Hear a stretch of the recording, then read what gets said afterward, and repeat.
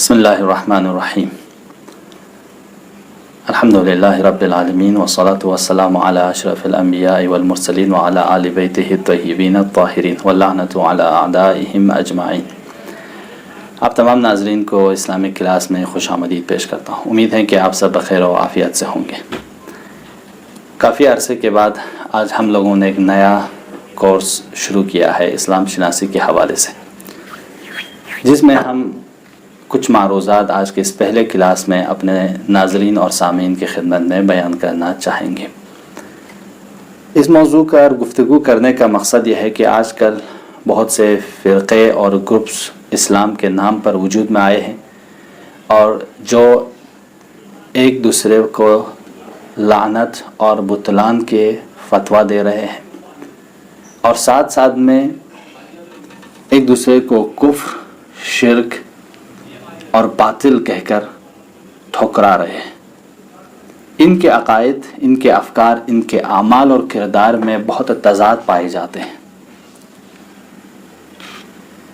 یہ لوگ سارے مسلمانوں کو کافر، مشرک اور واجب القتل تک جانتے ہیں، جس کی بنا پر جہاں جہاں بھی یہ لوگ آئے، ان لوگوں نے مظلوموں کو قتل کیا، بچوں کو قتل کیا، عورتوں کو قتل کیا، مساجد اور مقبرہ انبیاء علیہ السلام کی مسمار کیا ہے۔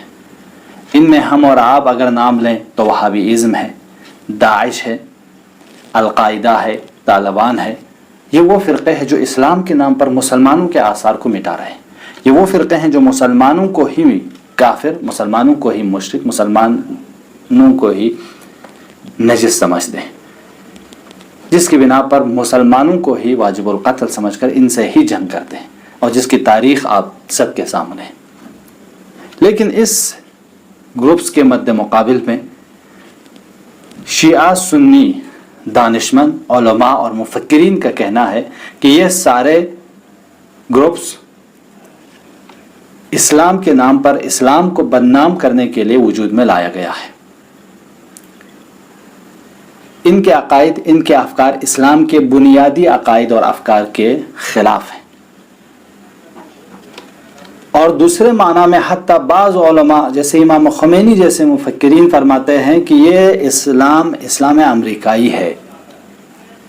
اس اسلام امریکائی کے ذریعے وہ اسلام ناب محمدی جس کا پیام امن کا تھا، محبت اور الفت اور رحمت کا تھا، اس کو مٹانا چاہتے ہیں، اور اسلام کے واقعی چہرے کو خراب کرنا چاہتے ہیں۔ لہٰذا ہم شیعہ مفکرین اور ہم اہل سنت کے مفکرین اس طرح کے تمام فکروں سے، وہابیزم اور داعش اور ساتھ ساتھ میں تکفیری گروپس کے مخالفت کرتے ہیں۔ جب ہمارے جوان ان دو گروپس کو دیکھتے ہیں تو ہم اور آپ سے سوال کرتے ہیں کہ آخر ان مسلمان فرقوں میں، ان اسلامی فرقوں میں کون سا گروہ صحیح ہے؟ ہم اسلام واقعی کو کیسے پہچانیں؟ وہ کیا راہیں ہیں، کون سے راستے ہیں جس کے ذریعے ہم واقعی اسلام کو پہچان سکتے ہیں؟ اب اس ناطے ہم نے سوچا کہ مختصر سی گفتگو اپنے ناظرین اور سامعین کی خدمت میں بیان کریں، تاکہ ہمارے جوان ایسے باطل عناصر اور ایسے باطل گروپ سے بچ سکے اور نئی نسل کو اس طرح کے گروپس کے اغراض اور مقاصد سے آگاہ ہو سکے۔ لہٰذا ہم مختصر سی گفتگو کچھ کلاسز پر مشتمل ہوگی، کم سے کم 10 سے 20 کلاسز ہوگی جو اسلام شناسی کے حوالے سے ہم آپ کی خدمت میں بیان کریں گے، اور یہ کلاسز ہر سنڈے کو آپ انشاءاللہ یوٹیوب چینل پر، اور منڈے کے دن آپ فیس بک چینل پر اور دیگر چینلز پر اس کے لنک کو دیکھ سکتے ہیں اور سن سکتے ہیں۔ انشاءاللہ مفید رہے۔ تو میں خلاصہ گفتگو کروں گا کہ اسلام کو پہچاننے کے لیے ضروری ہے، ہم کسی کو اسلام معرفی کرنے کے لیے، دنیا والوں کو اسلام کے بارے میں بتانے سے پہلے ضروری ہے کہ خود انسان اسلام کے بارے میں جانے کہ آخر اسلام کا پیام کیا ہے۔ یہ تو مسلم ہے کہ اسلام ایک ایسا دین ہے جس کو اس خالق کائنات نے بنایا ہے۔ یہ انسان کا ایجاد کردہ مذہب نہیں ہے۔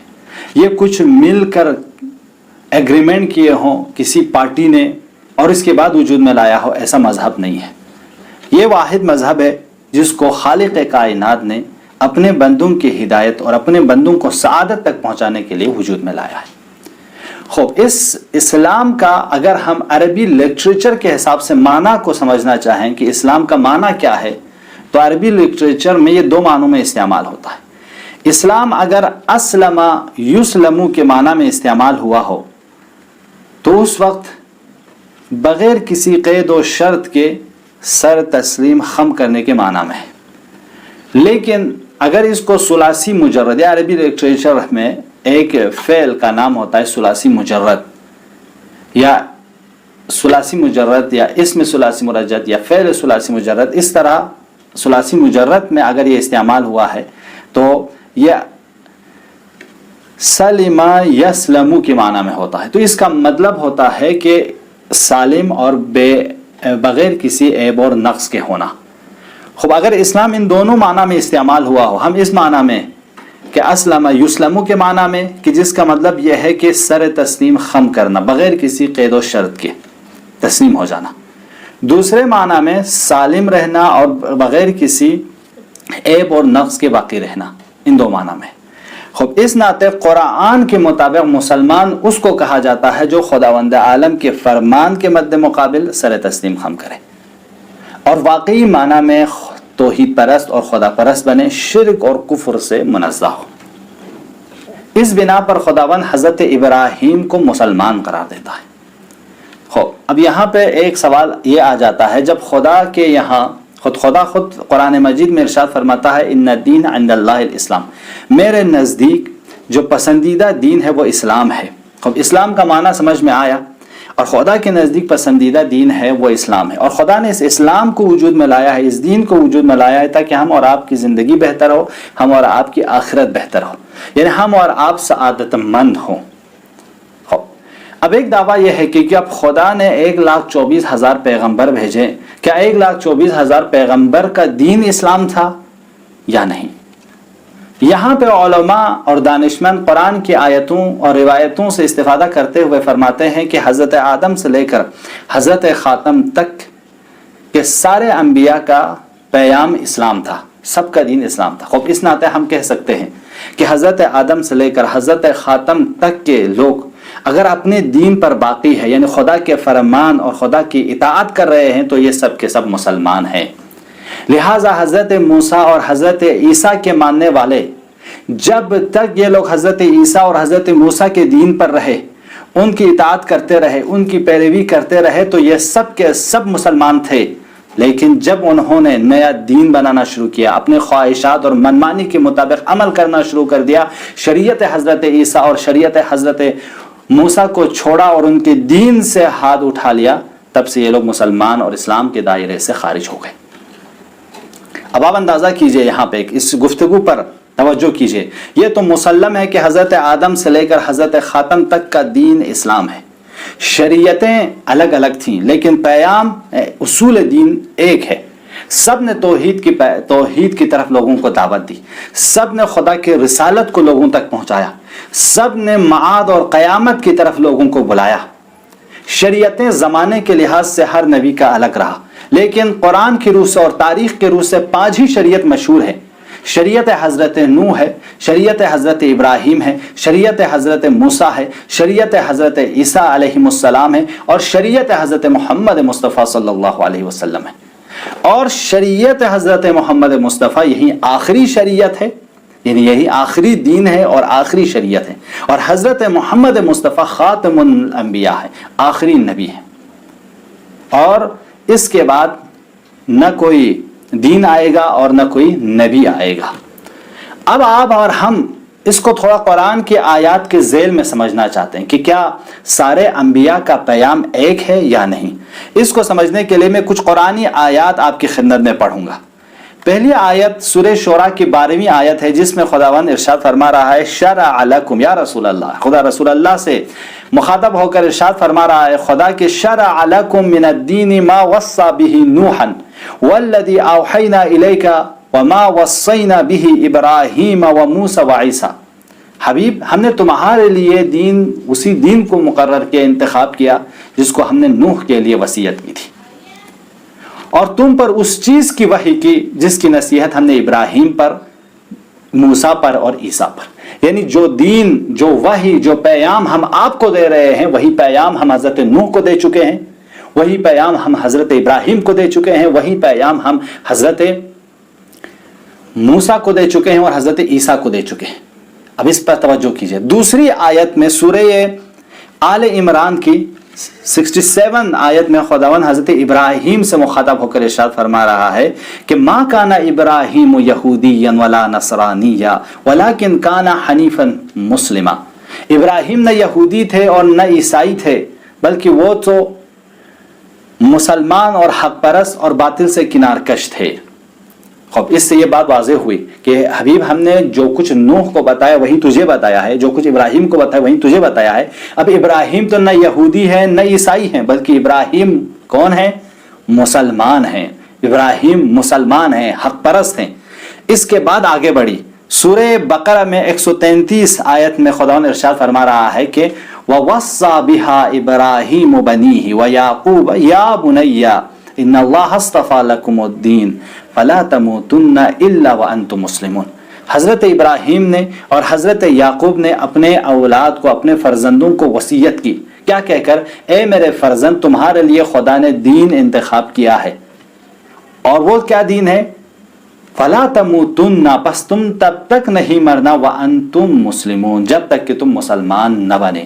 یعنی مسلمان مرنا، اگر مرو تو مسلمان رہنا۔ خب ان تین آیتوں کا ماحصل کیا ہوا کہ حبیب ہم نے تجھے بھی وہی پیام دیا جو پیام ہم نے نوح کو دیا، ابراہیم کو دیا۔ ابراہیم کا پیام کیا ہے؟ مسلمان ہے۔ حضرت ابراہیم اور حضرت یعقوب نے اپنی اولاد کو وصیت کیا کہ وصیت یہ کی کہ تم مسلمان رہو۔ خود آخر میں خداوند کھل کر بتا رہا ہے کہ ان الدین عند اللہ الاسلام، جو روش، جو زندگی، جو طریقہ زندگی مجھے پسند ہے وہ اسلام کا پسند ہے، یعنی جو دین میرے لیے پسندیدہ ہے وہ اسلام ہے۔ بس اسلام کے سامنے تم سر تسلیم خم ہونا، اسلام کے سامنے تم تمام اسلام کی تعلیمات کو قبول کر لینا۔ اس بنا پر آج جو مسلمان کو مسلمان کہتے ہیں وہ اس لیے کیونکہ یہ لوگ حضرت محمد کی شریعت کو آخری شریعت سمجھ کر قبول کر لیتے ہیں، حضرت محمد کی رسالت کو قبول کرتے ہیں، تمام انبیاء کی رسالت پر ایمان رکھتے ہیں اور اس دین کو آخری دین سمجھ کر عمل کرتے ہیں۔ خوب اس بنا پر یہ چیز واضح ہو گئی کہ آدم سے لے کر خاتم سے لے کر کل قیامت تک جو دین ہے وہ دین اسلام ہے، اور جو اس دین اسلام پر ایمان لے آئے وہ مسلمان ہے۔ خوب اس بنا پر آج کیوں یہودیوں کو مسلمان نہیں کہتے، کیوں آج عیسائیوں کو مسلمان نہیں کہتے؟ اس لیے کہ انہوں نے آخرین دین جو اسلام ہے اس کو انکار کیا ہے، آخرین نبی جو حضرت محمد ہے اس پر ایمان نہیں لائے۔ خوب اس بنا پر یہ لوگ دائرہ اسلام سے خارج ہو گئے۔ اب جو واقعی مسلمان ہے وہ ہم زبان سے اور ہم عمل سے اسلام پر ایمان لاتے ہیں، ہم خدا کی وحدانیت کا اقرار کرتے ہیں، انبیاء کی نبوت کا اقرار کرتے ہیں، اور عمل سے اسلام کے دستورات پر، پیغمبر کے فرامین پر، خدا کے فرامین پر عمل کرتے ہیں۔ خود اس بنا پر یہ مسلمان ہیں۔ خود خلاصہ کلام آج کے اس درس کا ماحصل اگر ہم اور آپ سمجھنا چاہیں، خلاصہ آج کے درس کا یہ ہوا کہ اسلام خدا کا دین ہے، اور خدا کے نزدیک جو پسندیدہ دین ہے وہ اسلام ہے، اور یہ اسلام خدا نے اپنے بندوں کی ہدایت کے لیے اور ان کو سعادت تک لے جانے کے لیے لایا ہے۔ یہ دین حضرت آدم سے لے کر حضرت خاتم المرسلین تک، اور حضرت خاتم المرسلین سے لے کر قیامت تک جو دین ہے وہ دین اسلام ہے۔ اور اسلام کا معنی ہے تسلیم ہونا، یعنی خدا کے سامنے، تمام فرامین الہی کے سامنے اپنے سر تسلیم خم کرنے کا نام ہے مسلمان۔ اب مسلمان اس بنا پر جو بھی انسان اسلام کے دستورات پر عمل کرے گا وہی سعادت مند ہوگا۔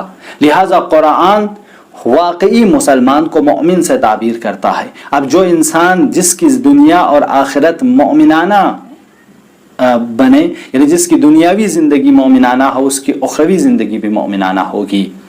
اس بنا پر جو انسان مومن بنے گا وہ ہم دنیا میں اور ہم آخرت میں سعادت مند ہوگا۔ خداوند سے دعا ہے کہ پروردگارہ ہمیں اسلام کو سمجھنے کی اور اسلام کے دستورات پر عمل کرنے کی توفیق عنایت فرما۔ والسلام علیکم ورحمۃ اللہ وبرکاتہ۔